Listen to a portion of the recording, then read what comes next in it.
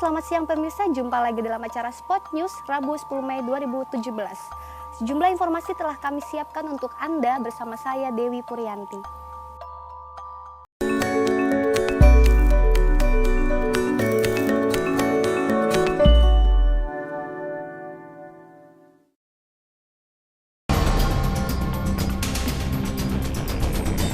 Dengan pidana penjara selama 1 tahun dengan masa percobaan 2 tahun. Kami sangat kecewa dengan putusan yang dikatakan oleh jaksa penuntut umum. Adalah bentuk matinya hukum di Indonesia.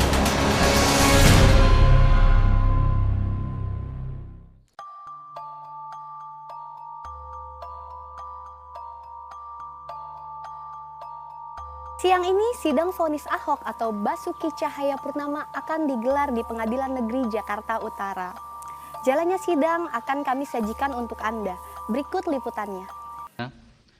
Memperhatikan pasal 156A huruf A KUHP dan pasal-pasal dari Undang-Undang Nomor 8 Tahun 1981 serta ketentuan lain yang bersangkutan mengadili, menyatakan terdakwa Insinyur Basuki Cahayapurnama alias Ahok terbukti secara sah dan meyakinkan bersalah melakukan tindak pidana penodaan agama, menjatuhkan pidana kepada terdakwa oleh karena itu dengan pidana penjara selama 2 tahun, memerintahkan agar terdakwa ditahan, menetapkan barang bukti yang diajukan oleh penuntut umum berupa nomor 1 dan seterusnya, dan barang bukti yang diajukan oleh penasihat hukum berupa nomor 1 dan seterusnya,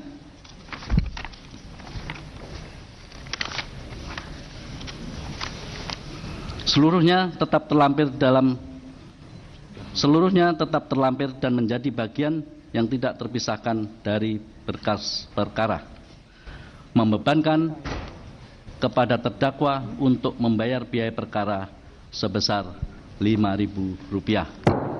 Demikian diputus dalam rapat musyawarah Majelis Hakim Pengadilan Negeri Jakarta Utara pada hari Kamis tanggal 4 Mei 2017 oleh kami, Dwiarso Budi Santiarto sebagai Hakim Ketua, Jupriyadi Abdul Rosad, Didi Wuryanto, dan Iwayan Wiryana masing-masing Hakim anggota, dan diucapkan dalam sidang yang terbuka untuk umum pada hari ini Selasa tanggal 9 Mei 2017 oleh Hakim Ketua Majelis dengan didampingi oleh hakim-hakim anggota tersebut, dibantu oleh Yosef Priyono, Haja Erni, dan Ari Palti Siregar sebagai panitera pengganti pada Pengadilan Negeri Jakarta Utara, dan dihadiri oleh Ali Mukartono SHM dan kawan-kawan tim penuntut umum dan terdakwa yang didampingi oleh penasihat hukumnya. Demikian putusan sudah dibacakan. Kepada saudara jaksa maupun kepada terdakwa mempunyai hak untuk mengajukan upaya hukum selama 7 hari ini, ya, setelah diucapkan putusan ini, ya, yaitu berupa upaya hukum banding. Untuk itu silakan saudara terdakwa untuk berkonsultasi dengan penasihat hukum saudara sebelum mengajukan sikap saudara. Silakan.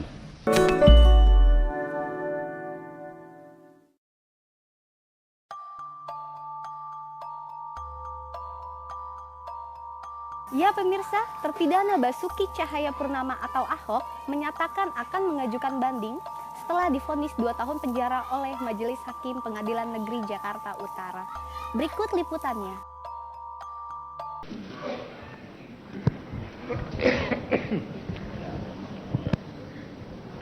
Ya, bagaimana saudara sudah mengambil sikap setelah bermusyawarah dengan tim penasihat hukum saudara? Sudah yang mulia. Ya. Kami akan melakukan banding nanti. Melakukan banding. Ya. Untuk jaksa? Kami menghormati apa yang telah diputuskan oleh Majelis Hakim pada Pengadilan Negeri Jakarta Utara ini. Kami akan menentukan sikap dan waktu yang ditentukan oleh undang-undang. Pikir-pikir saudara. Baik, saya ingatkan kepada saudara terdakwa, ya, walaupun saudara sudah mengucapkan banding di persidangan ini, harus ditindaklanjuti dengan membuat, ya, atau mencatatkan, ya, pada Kepanitraan Pengadilan Negeri Jakarta Utara. Nanti di situ saudara menandatangani akte banding bersama-sama dengan panitera, nah, dan di situ sah saudara resmi mengajukan banding, ya. Baik. Oleh karena putusan majelis, sudah apa boleh ya, saya bicara? silakan. Kapan kami boleh menerima putusan majelis karena kami sangat membutuhkan itu dalam waktu yang Baik, segera ya. mungkin. Untuk salinan putusan, ya, terhadap penuntut umum akan diberikan, ya, paling lama 1 kali 24 jam. Jadi besok paling lama saudara sudah bisa mendapatkan. Untuk penasihat hukum sesuai dengan ketentuan KUHP, saudara harus mengajukan permohonan secara tertulis, ya. Nanti dalam waktu 1 kali 24 jam sejak permohonan saudara bisa mendapatkan salinan putusan yang sama. Baik, terima kasih. Ya. Izin ya, salinan 1 kali 24 jam, mohon kiranya apakah petikan bisa kami terima? Kalau petikan setelah saya keluar dari ruangan ini, Siap. saudara sudah bisa menerima. Siap. Sudah di. Siap. Tentunya saudara dengan menandatangani tanda terima penerimaan petikan. Ya. Siap. Baik, oleh karena sudah tidak ada yang perlu disampaikan lagi, maka sidang perkara pidana nomor 1537 PIT B 2016 PN Jakarta Utara atas nama terdakwa Insinyur Basuki Cahayapurnama alias Ahok dinyatakan selesai dan ditutup. Hadirin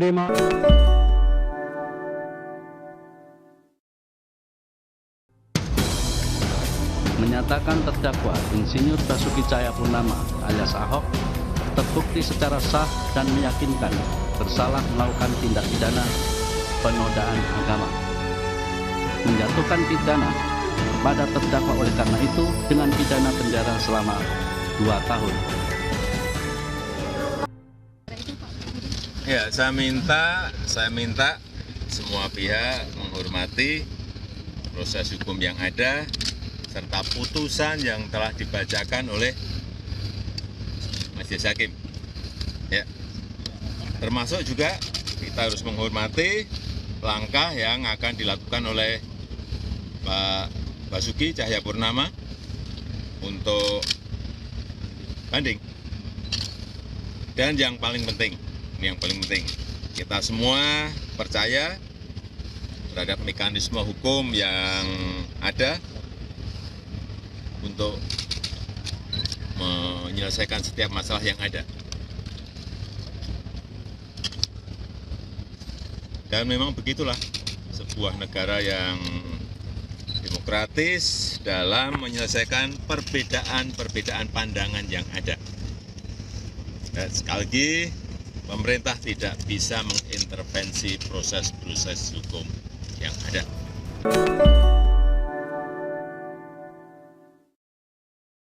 Yang punya andil saham stakeholder dari NKRI ini kan beragam kelompok agama dan etnis sepakat membangun rumah bersama Indonesia.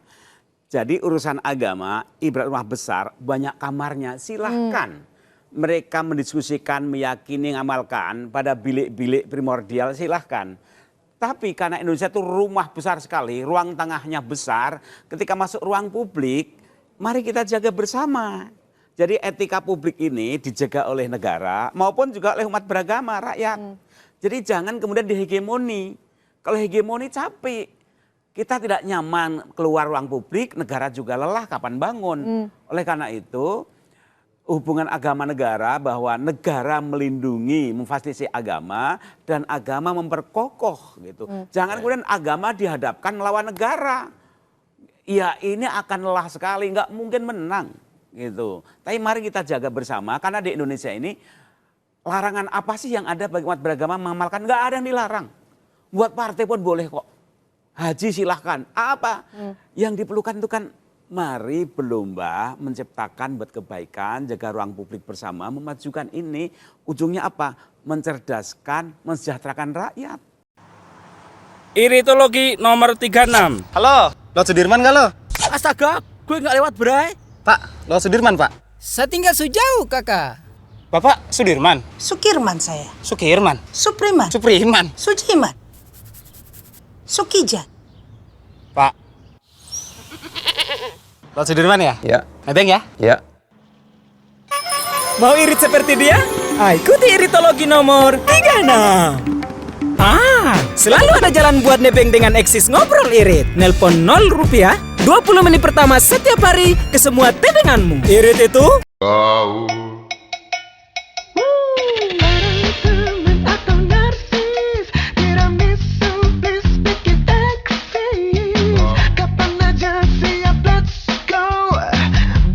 Fantastic Mochaccino. Baru mocha latte. Biar gaul makin. Karena gaul punya banyak rasa, Kopi Good Day punya banyak rasa gaul untuk harimu.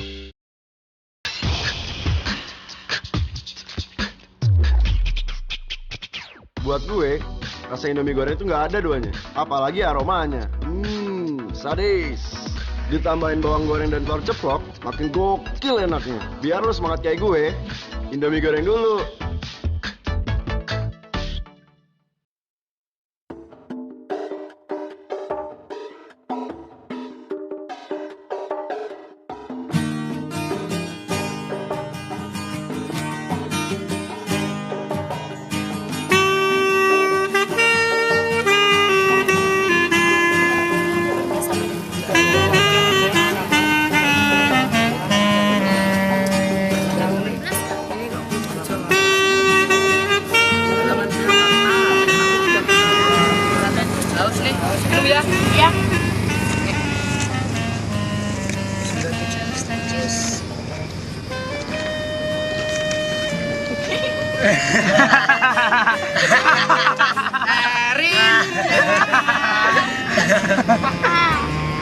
Minta maaf ya.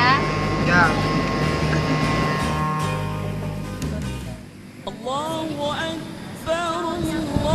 Maaf teman-teman, aku sudah mendengar azan. Aku mau sholat dulu. Zidan! Ini tuh tugas kelompoknya belum selesai. Tugasnya masih banyak. Kok kamu tinggalin kita? Gimana sih? Iya Dan, lihat tugas kita masih banyak. Mana tanggung jawabmu? Maaf teman-teman, itu sudah kewajibanku. Aku harus pergi sholat.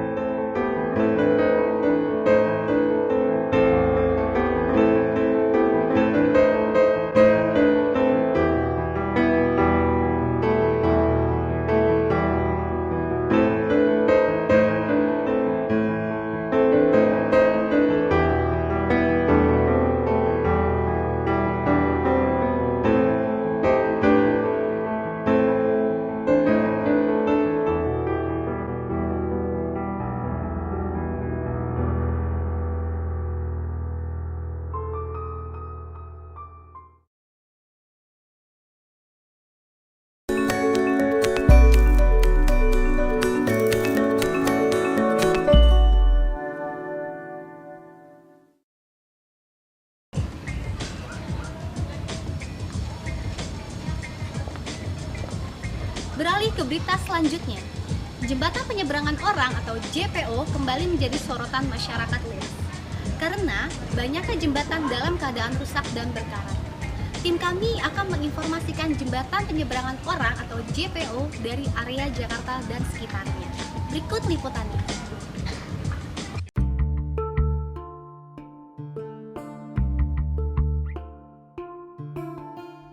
Di tengah gencarnya pemerintah DKI Jakarta untuk membangun moda transportasi, seharusnya pemerintah juga perlu memelihara serta merawat akses pendukungnya, termasuk jembatan penyeberangan orang.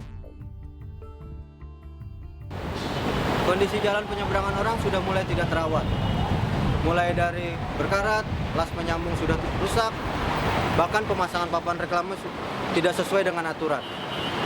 Ini yang membuat para pengguna jalan merasa tidak nyaman, bahkan mulai berbahaya bagi keselamatan para penggunanya.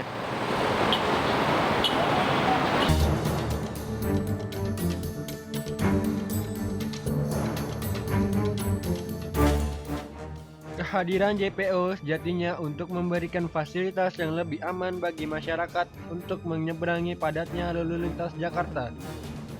Sebagian JPO juga digunakan sebagai akses menuju halte Transjakarta. Ironisnya, kondisi JPO di Jakarta kurang diperhatikan.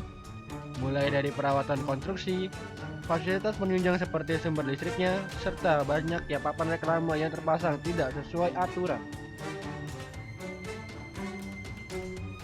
Kan Mas ahli tata kota ya kan? Ya. Saya menanyakan tentang papan reklame yang ada di JPO di Jakarta nih. Menurut Mas nih, papan reklame yang ada di JPO di Jakarta itu pemasangannya sudah sesuai aturan atau belum? Kalau untuk beberapa sebagian kecil mungkin sudah sesuai aturan, tapi sebagian besar mungkin sudah beralih fungsi dan itu tidak sesuai dengan aturan karena ini akan berdampak pada daya tahan JPO tersebut, karena kan misalkan JPO yang ada di Sudirman misalkan itu kan fungsinya cuma untuk penyeberangan jalan dan fondasinya juga kan menggunakan besi, itu kan sangat rawan karena tidak terlalu kokoh, tidak tahan lama, menurut saya seperti itu.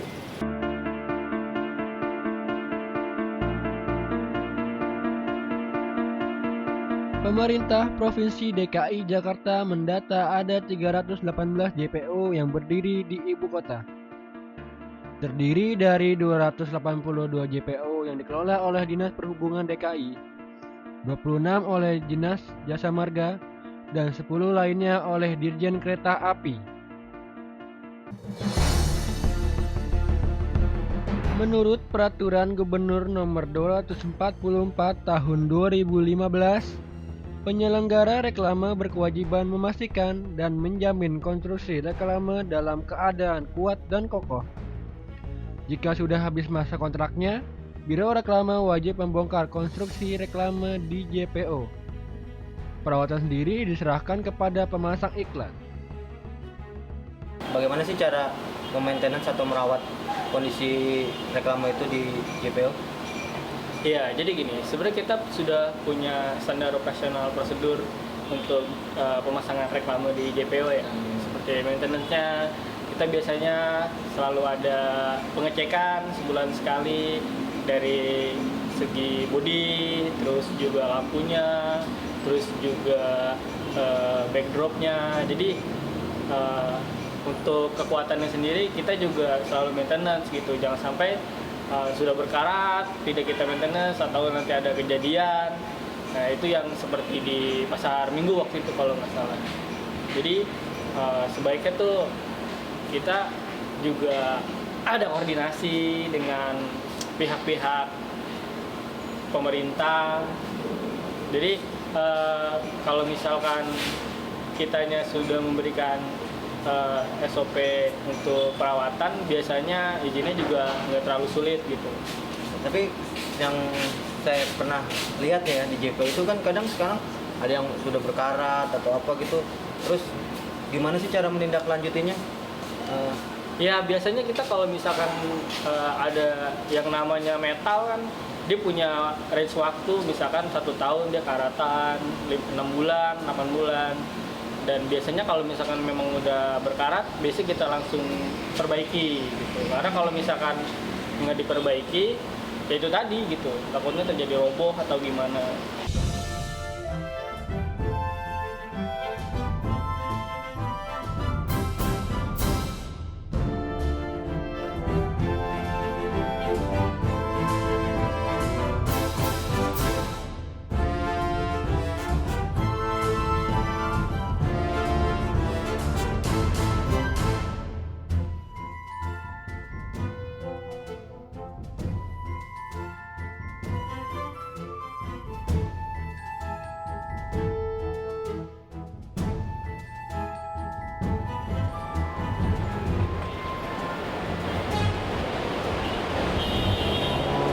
jembatan penyeberangan orang di sekitaran Tol Indonesia ini akan dijadikan standarisasi JPO di seluruh Jakarta. Karena di JPO ini terlihat masih sangat rapi dan ada difasilitasi tempat sampah dan ditaruh pot bunga untuk mempercantik dan memperindah jalanannya. Selain bangunan yang masih terlihat kokoh, dan di sepanjang jalan ini sudah tidak terpasang papan reklame di pinggiran railing, melainkan sudah di gelagar-gelagarnya. Oke, saya Ari beserta kru melaporkan dari Hotel Indonesia.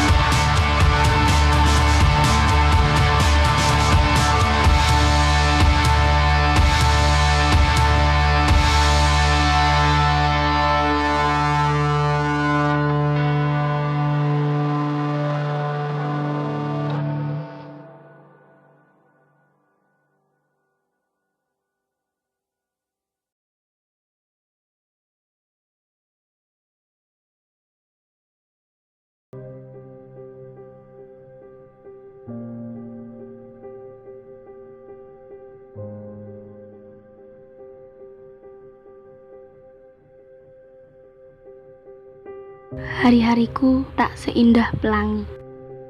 Aku merasa badai serotonin yang kurasakan menenangkan, membuatku lupa sejenak beban-beban di kelas akhir sekolah menengah atas. Aku ingin bisa memahami matematika dengan mudah. Sayangnya, otakku tak mampu bekerja sejenius itu. Aku mengenal penyebab serotonin di otakku ini. Hingga aku sadar, ini teramat sangat menenangkan dan membuatku ketagihan. Aku merasa tak butuh lagi teman nyata di sisiku. Obat-obat ini bisa jadi teman terbaik untukku. Menurutku, ini suatu penemuan terbaik sepanjang masa. Sialnya, aku tak tahu ini akan membebani tiap atom dalam tubuhku. Kukira mereka akan menikmatinya sama seperti diriku. Namun sepertinya tidak. Hal ini menjadi seperti hutang besar pada tubuhku. Aku merasakan nikmat yang sementara, tetapi aku harus membayarnya dengan rasa sakit yang teramat parah saat tubuhku kembali menaiki serotonin.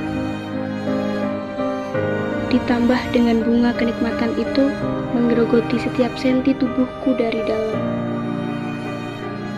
Jauhilah narkoba, rindukan tawa masa depan, dan tujulah baris kebahagiaan.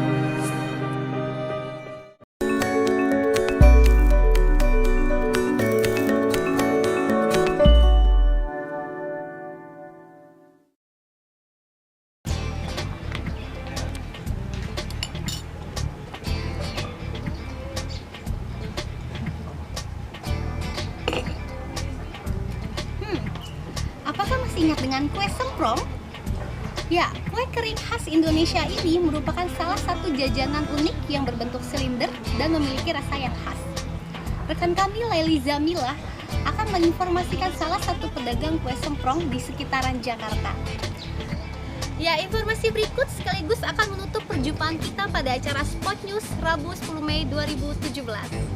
Saya Dewi Puryanti beserta kru yang bertugas mengucapkan terima kasih telah menyaksikan program Spot News dan sampai berjumpa minggu depan. Selamat siang. Kue semprong saat ini sudah jarang sekali ditemukan, apalagi mengenai kue semprong yang akan kami angkat dari informasi berikut. Keberadaan kue semprong kini memang sudah langka, apalagi kue semprong seperti berikut, yaitu kue semprong yang pasti berbeda dengan yang kita lihat sekarang ini. Perbedaan yang jelas terlihat pada tekstur dan rasa. Mengingat pembuatannya yang sulit dan membutuhkan waktu yang lama, juga rasa yang khas dari kue semprong tersebut membuat makanan ringan ini semakin jauh diminati oleh masyarakat modern.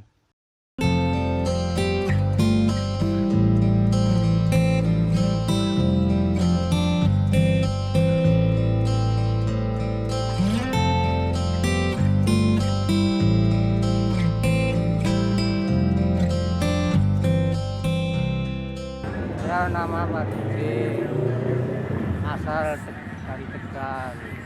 Jalan di sini 2 tahun, terus tempatnya di Mangga 2, warga di rumah. Saya sendirian di sini, jualan gini sudah lama 2 tahun. Jualan sampai Pancoran, Mampang, Kalibata, Ragunan, Pondok Labu. Kue semprong yang dijual oleh Bapak ini berbeda dengan kue semprong yang dijual di toko-toko saat ini.